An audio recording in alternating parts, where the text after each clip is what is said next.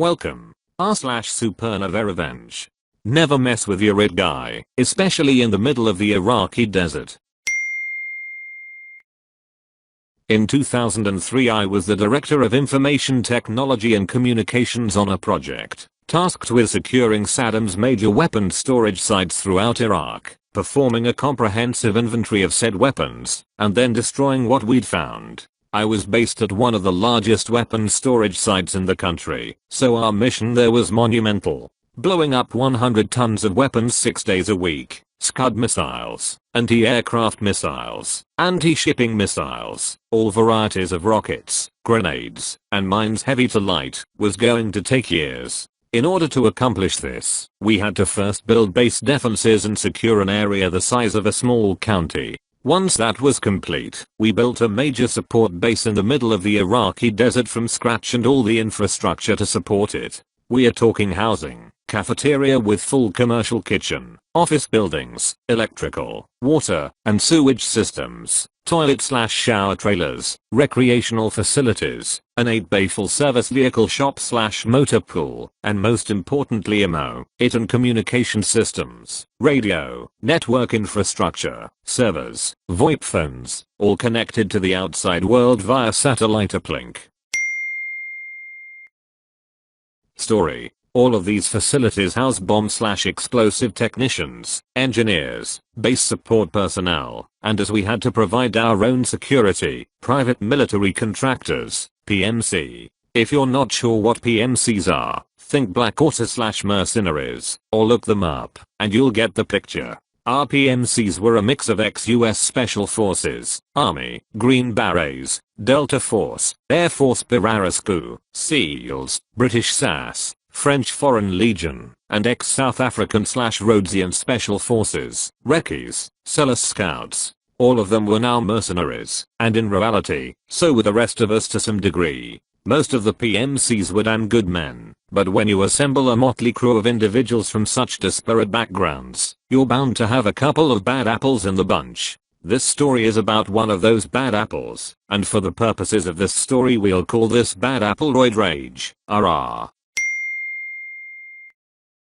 RR was one of the supervisory PMCs and oversaw the night watch from 2200 to 0600, 10 PM to 6 AM. I usually started my day around 0700, 7 AM, and often worked until midnight, although those last few hours were generally spent surfing the internet and catching up with folks back in the US as Iraq is 9 hours ahead. You're in the middle of the Iraqi desert, so there's not much else to do anyways, and other than the daily 100-ton explosion at 1600, 4 PM, the internet is pretty much your primary source of entertainment. Since I was often in the office late at night, I was regularly alone in the office with RR for a couple of hours. As I previously mentioned, I managed the IT/communications infrastructure for this project, and a vital component of that infrastructure were our telephones and voice over IP, VoIP, phone system. All of our sites used a satellite uplink to connect to a central VoIP server in Baghdad, which in turn connected us to the world.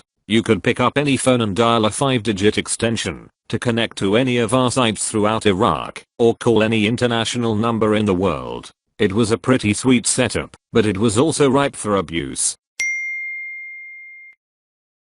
We tried locking down international dialing with various server rules and PIN schemes, but due to the inherent latency in satellite communications and the amount of bandwidth being consumed over a single satellite uplink at each site, we had trouble keeping those rules pushed to the phones on every desk. Ultimately, we had to scrap the restrictions as they were a real headache, and we went with an honor system. All international calls for business would be logged for review by the site manager each month. Anybody wanting to make a personal international call had to use their personal AT&T calling card, which they could top up online, or with a credit card.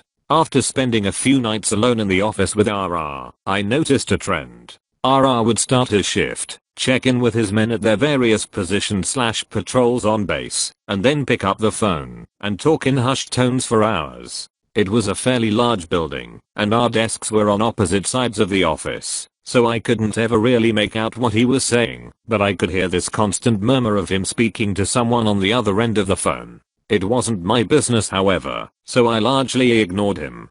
This went on for a couple of months, and as our site manager had to return to the US for a family emergency, the phone logs went unreviewed during that time period. A couple of weeks after the site manager returned, I was summoned to the conference room for a meeting with him and our senior US military and Department of Defense (DoD) advisors. I could sense the tension in the room, and as I sat down, the site manager slid a manila folder across the table to me. As I opened the folder, to reveal pages upon pages of call logs, he said, "Freebus, we know you're usually in the office late at night and somebody has been making hundreds of international calls during that time and racked up thousands of dollars in phone bills. I hate to say this, but you're our prime suspect at this point, and with theft of this magnitude, we are going to have no choice but to terminate you immediately and bar you from working on any duty contracts in the future. Unless you have some evidence to the contrary, we are going to have to move forward with termination and remove you from the country on the next supply convoy." I was shocked and sat in stunned silence for a couple of seconds, and then it hit me. Those calls were made by RR. Someone hadn't been using their calling card. I immediately protested my innocence and told them that every night, RR would get on the phone at the start of his shift and would still be on the phone as I left around midnight. They then summoned RR to the conference room and confronted him with the records. He begrudgingly admitted it was him and began to spin some bullshit story about being unable to top off his calling card because his credit cards weren't working and blah blah blah. All the while, he's staring at me with eyes of the fiercest degree of rage. We were short on senior PMCs at the time, so a call was made to Baghdad and a decision handed down that RR's employer was to immediately settle the debt with the US government and RR's salary would be withheld until he worked off the debt with his employer. RR was also put on final warning that any future impropriety whatsoever would be met with immediate termination and removal from Iraq as well as being blacklisted from working future duty contracts. For an ex-US Special Forces operator turned mercenary like RR, that would forever spell the end of the duty contracting gravy train, and he didn't take this threat to his livelihood lightly. Now, any rational person would admit they messed up, tighten up their game, and move on. But RR isn't a rational person by a long shot, and the events that were about to unfold would highlight his irrational and sociopathic nature. After the daily demolition at 4 p.m, I was especially dirty, so I hurried back to the base to beat the evening rush on the shower trailer, so I could grab a hot shower before the limited supply of hot water ran out. Our water heaters took forever to heat. Upon entering the shower/toilet trailer, I noticed that I had the entire place to myself. I savored this rare moment of solitude, used the toilet in peace, disrobed, and stepped into a nice, much needed, hot shower. Just as I was working a nice lather of shampoo into my hair, I hear the door to the shower trailer open. Boots clomp across the floor to my shower stall, and the shower curtain is ripped off its hanger by none other than a very pissed off RR. Seething with rage, he grabbed me by the throat and yanked my wet naked ass out of the shower and slammed me up against the opposite wall of the trailer, choking me all the while. Now, I'm about 5 minutes and 11 seconds and a toned 175 lbs, but RR stands 6 feet 4 inches tall, weighs about 240 lbs, and is a steroid-enhanced muscle-bound massive man. RR's grip on my throat put ever-increasing pressure on my windpipe, and in my oxygen-deprived state, I began to panic. I thrashed about trying to loosen his grip, but in doing so I expended the limited oxygen I had, and felt myself growing weaker by the moment. RR leaned in close to my face and said, "You think you can rat me out like a little bitch and there wouldn't be consequences? Let me tell you this, Iraq is the home of unsolved mysteries and bad shit happens to people every day out here. You better watch your fucking back, you bitch ass motherfucker, because I'm gonna be coming for you from every fucking angle at every fucking opportunity from this moment forward." Just as I felt myself about to black out, he threw me to the floor and gave me a solid kick to the stomach, followed by another to the kidneys, and walked out, leaving me cold, wet, and gasping for air. I pulled myself up onto a nearby bench, caught my breath, and staggered back into the shower in shock. I pissed blood for 2 days after that beating. So much for a peaceful afternoon shower. I made my way to my quarters, sat on my bed, and thought about everything that had just taken place. My immediate thought was to report him to the powers that be, but given the circumstances, and that he was always armed, I had to plan my next course of action carefully. RR is a steroid-influenced individual and professional killer with his career on the line in the high-stress environment that is Iraq. My fear slowly turned to caution, and then evolved into anger. Yes, I'd have to plan my next course of action and ultimate revenge very carefully. For the time being, I decided against reporting him and riding on any convoys he was on. I had been procrastinating setting up a private Wi-Fi network connection to my trailer, but I wasn't going to be caught dead spending any late nights alone in the office with RR in the near future, so I got that set up that night. The next night I left my trailer to use the bathroom, and as I passed the office on the way back to my room, I saw RR sitting at his desk by the window on the phone. Why is this guy on the phone all the time, and who is he talking to? Time to investigate. Investigation. I don't want to get off in the weeds and technical jargon, so I'll try to keep this as brief and simple as possible, so you can comprehend my next course of action. All of our phones at our site were voice over IP, VoIP, phones and connected to the local network which was connected to our satellite uplink. Every VoIP phone has a unique MAC address, a fingerprint if you will, which identifies it on the network. I had the master list of all devices and phones connected to the network, so I could easily identify the phone RR used every night. Network Instruments makes a nice little program called Observer which allows you to monitor all traffic on the network. It even has a cool little feature where you can flag a phone's MAC address, fingerprint, and tell it to automatically begin capturing traffic on that phone from the moment the phone makes a call until the end of the call. Once the call is complete, it dumps the entire phone call to an audio file which you can then play back at your leisure. Pretty neat. Time to observe. Analysis. Over the next month, I amassed hours and hours of calls that RR made, and I finally found out who he was talking to. We already know that RR is a huge piece of shit, but the conversations I listened to took it to a whole other level of douchebaggery. I sat at my desk every day with my headphones, in pretending to be listening to music, but in reality, I was digesting each and every call, taking notes, and marking timestamps of the good stuff. Here's what I found. RR is married, and has 3 kids. RR also has a mistress in the US, who is a stripper, and by the sounds of it, she's a world-class gold digger. RR spoke to his wife and kids about twice a week on average, but always kept the conversations brief, because he was busy running the show in a very dangerous Iraq.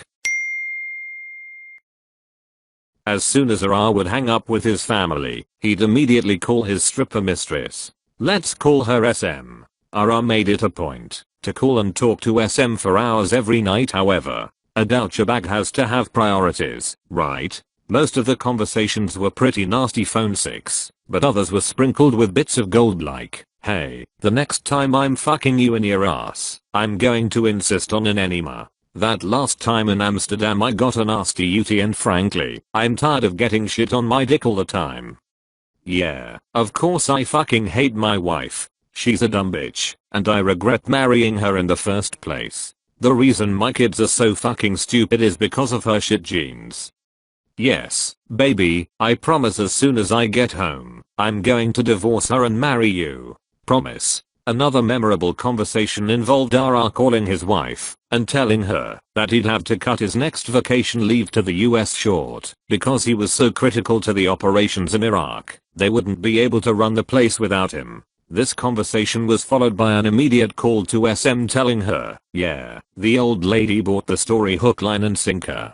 Yeah, chuckle, I told you, she's a dumb bitch. Yeah baby, I'll book the tickets and this time we are going to Paris. We are gonna do it big.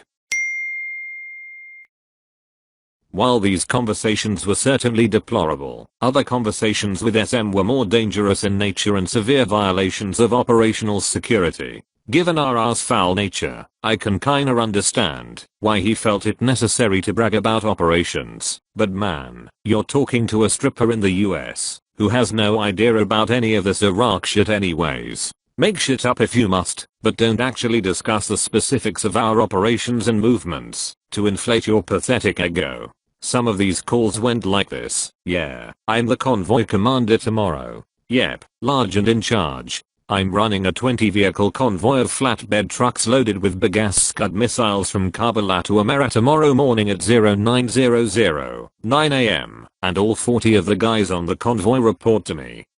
These missiles are pretty volatile and sensitive, and we'd be a prime target for the bad guys, so I came up with a plan to cover everything with these huge canvas tents we stole off some towel-head goat fuckers, so we can disguise everything. Hell yeah, I'm smart, baby. This is just one of the many calls of this nature, and the growing frequency of these calls ultimately forced me to cut my investigation short and move to the next phase of my plan.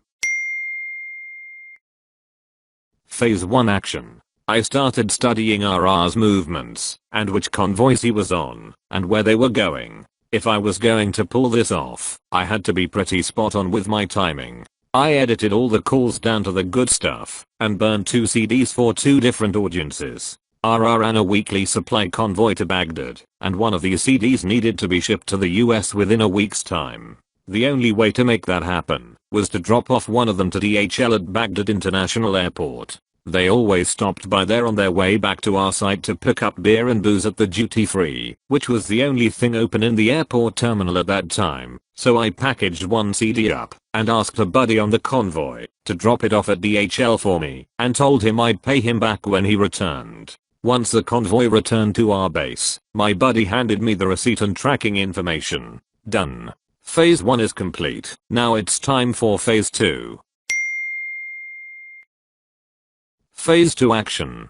The following week, I packaged the other CD up and asked the same buddy on the supply convoy to drop that off to the duty country director's office at the project headquarters. By this time, the first CD was out for delivery in the US and the second CD would be delivered to Baghdad HQ in 4 hours. Perfect. Not to pat myself on the back, but the disaster that was about to unfold for RR was the product of patience, dedication, meticulous planning, and flawless execution. The convoy made its way to Baghdad and the second CD was delivered to headquarters. RR made the usual pass by the airport for the booze run, and then returned later that night.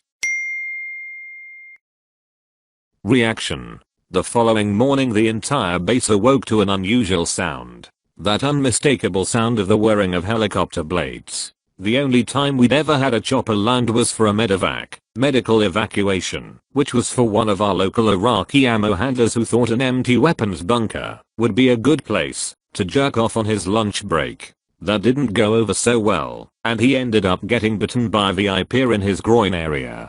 That's another story for another time though. So this Black Hawk helicopter, with overhead Apache escorts, lands and these guys come running out asking for RR and the head of the PMC at our base. They unceremoniously roused RR out of bed along with the head of security and told them they needed to leave immediately for Baghdad. With just the clothes on their back and their body armor, they were whisked away within minutes. As soon as they left, the camp manager approached me and said we needed to have a chat with Baghdad in the conference room.